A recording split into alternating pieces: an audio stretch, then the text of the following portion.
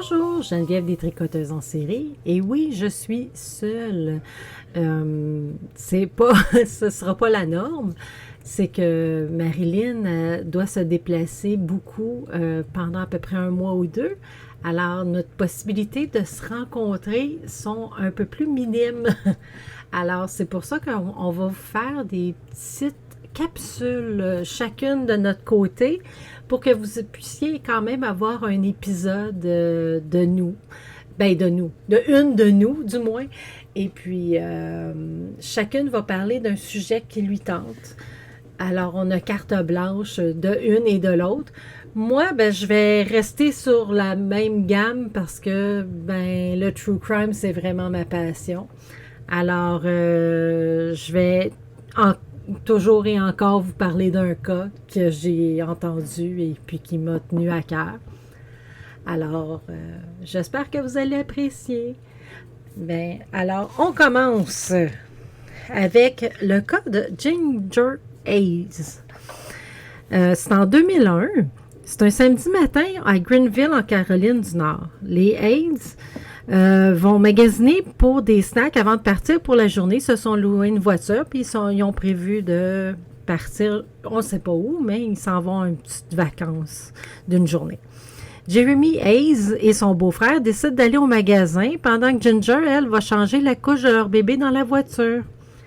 Quand les deux hommes y reviennent, la voiture n'est plus là. Ginger puis le bébé Nicolas non plus.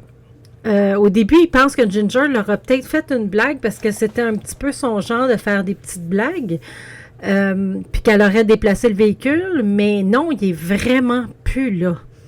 Fait que Jérémy, il appelle le cellulaire de Ginger, mais il n'y a pas de réponse. Alors, il appelle la police, il ne prend pas de chance.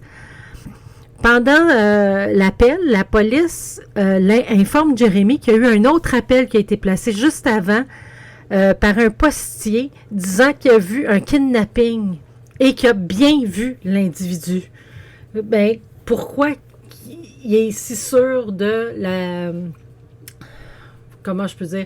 Du visage de l'individu? C'est que pendant qu'il faisait sa ronde, il l'a aperçu vraiment plusieurs fois sur sa ronde, un peu comme s'il suivait.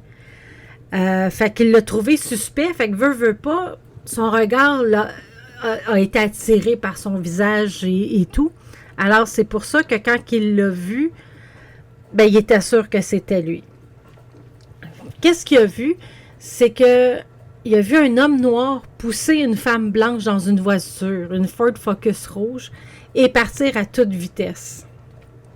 Fait que c'est là que quand il a entendu la Ford Focus rouge, Jeremy savait que c'était sa femme et son enfant. Ginger a 25 ans, puis Nicolas a 11 mois lors des faits. La police regarde si Ginger a fait des achats durant ce temps, puis oui, il y a eu des achats faits avec sa carte dans un supermarché à peu près 1 heure après le kidnapping. La police, elle va se rendre au supermarché et regarde les caméras de sécurité, puis on voit Ginger avec un homme noir non identifié, mais elle est sans Nicolas. Alors, il se demande, est-ce qu'il y a un autre suspect peut-être avec eux qui, lui, surveille l'enfant? La police espère que ceci n'est que pour un vol, puis pas plus que ça. Après quelques heures, la police trouve la voiture de Ginger, mais ni Ginger ni Nicolas sont à l'intérieur de la voiture. La voiture, par exemple, est stationnée devant la maison d'un criminel qui est connu des policiers qui s'appelle Timothy Evans, 24 ans. Un homme noir avec un dossier judiciaire pour arrêt de voie et assaut. Timothy dira Andrew Edwards est venu lui porter la voiture puis lui a demandé de la nettoyer. Déjà là, moi, j'aurais posé des questions, mais bon. Alors, mais lui, il a accepté, ça a l'air. Timothy apportera la police à la maison de Andre. Andre est là avec 4 autres personnes. Comme la police ne sait pas exactement c'est qui a commis le crime, il arrête tous les gens qui se trouvent à l'intérieur. Il trouve sur Elizabeth Pittman le cellulaire de Ginger puis des bijoux qui appartiennent à Ginger aussi. Fait que la police demande au postier d'identifier la personne qui a vu cette journée-là. Il y a un line-up, puis il identifie Andres Edwards pour celui qui aurait 31 ans, qui était en plus connu des policiers pour possession de crack et de plus de 40 arrestations variées. Fait que le gars, il était actif. Mais Edwards nie toute implication dans le kidnapping. La police qui essaie de négocier avec lui. Si tu nous dis où sont les victimes, puis qu'elles sont encore vivantes, ben l'implication va être beaucoup moindre pour toi. Peux-tu... il essaye, mais ça ne fonctionne pas. Peu de temps après les arrestations, un homme du nom de C.D. Thompson promène son chien dans une ferme. Après la réaction de son chien, il prit pas de chance, il appelle les autorités, il a vu quelque chose dans les champs, il n'est pas certain, mais il ne veut pas prendre de chance, il appelle la police. La police fera malheureusement la découverte du corps de Ginger sans vie. Elle a été tirée à la tête plusieurs fois. Nicolas, la tête première dans le sol. Mais il fera un petit bruit et la police se rend compte qu'il est toujours vivant. Il est juste en couche. Fait que il était au gros soleil, alors il y a des brûlures sur le corps au grand complet. Mais, Dieu merci, le petit Pete s'en est sorti. Nicolas, par exemple, s'il n'aurait pas été retrouvé cette journée-là à cause des brûlures qu'il y avait sur le corps, puis sans eau et manger, il n'aurait pas survécu d'après eux à une nuit complète. Le lieutenant Steve Saunders dira à Andrew que les 2 victimes sont mortes pour voir sa réaction, puis rien, comme s'il n'y avait rien du tout, il n'a même pas réagi. Les policiers ne peuvent pas l'arrêter juste sur la reconnaissance de photos. Ça prend des preuves. L'auto était louée, alors avant chaque utilisation, ils la lavent. Fait que les policiers, ils se disent, bien sûrement qu'on va pouvoir trouver quelque chose à l'intérieur de la voiture.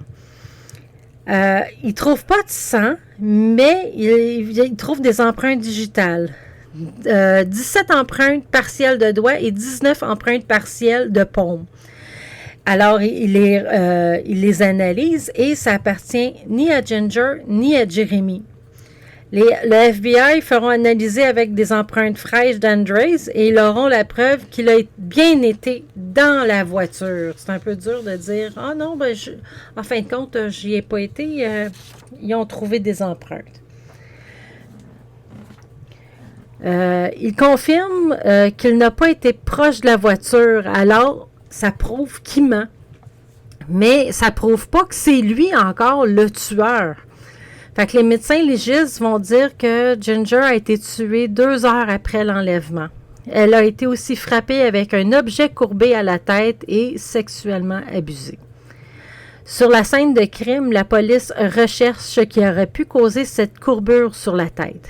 Les lieux étaient remplis de vieux pneus à l'abandon avec du feuillage dessus, à l'exception d'un. Le pneu était très rouillé, ce qui fait que ses cheveux... Il y avait beaucoup de cheveux après le pneu. Pas le pneu, mais le rim. Et puis, ils ont trouvé une goutte de sang. Mais il n'y avait pas aucune ADN. La teinture de cheveux a été analysée et identifiée comme appartenant à Ginger. Pendant l'interrogatoire, André un inspecteur remarque des taches brun foncé sur ses souliers. Alors, c'était bien entendu du sang, malheureusement, de Ginger. En plus, ils ont trouvé du sperme sur la victime qui, un coup analysé, donnera le résultat de Andrew Edwards. Le jour de l'incident, Edwards prit la voiture de sa conjointe et celle-ci arrêta faute d'essence. Il commence à marcher dans un coin résidentiel où le postier va le remarquer. Edward arrive au magasin et voit l'opportunité de se faire un peu d'argent en volant la voiture de Ginger. La porte ouverte, puis la voiture était en fonction. Sûrement qu'ils ne savaient même pas qu'il y avait un bébé. Alors, ils ont été au supermarché, puis il a fait retirer 100 $. Ils vont dans un endroit reculé et vous connaissez malheureusement la suite. Edwards va être chargé de meurtre, tentative de meurtre, viol et vol de voiture. Mais son avocat dira qu'il ne savait pas ce qu'il faisait parce qu'il était sous l'influence de la drogue. Pauvre petit. En février 2004, Edwards sera chargé à la prison à vie sans possibilité de libération. Elizabeth Pittman, elle, qui avait été retrouvée avec le cellulaire et puis les bijoux de Ginger, va dire que Edwards lui a donné ça en cadeau, fait qu'il n'y a pas de charge contre elle. Aujourd'hui, Nicolas va bien. Il y a des cicatrices encore de ses brûlures. Mais ce qui m'a vraiment fait quelque chose, c'est que malgré qu'il avait seulement 11 mois, il a dit à son père qu'il se rappelle un peu de la journée, de qu'est-ce qui est arrivé, puis il se souvient qu'un monstre a frappé maman. Alors, pauvre petit Pete, 11 mois, puis tu te rappelles, ben, tu sais, veux pas, ça a été traumatisant, hein, fait que... Alors, j'espère que vous allez aimer la petite capsule. C'est beaucoup moins longtemps que d'habitude parce que j'ai pas le goût de me jaser à moi tout seul. Alors, je vous souhaite une bonne écoute et puis à la prochaine.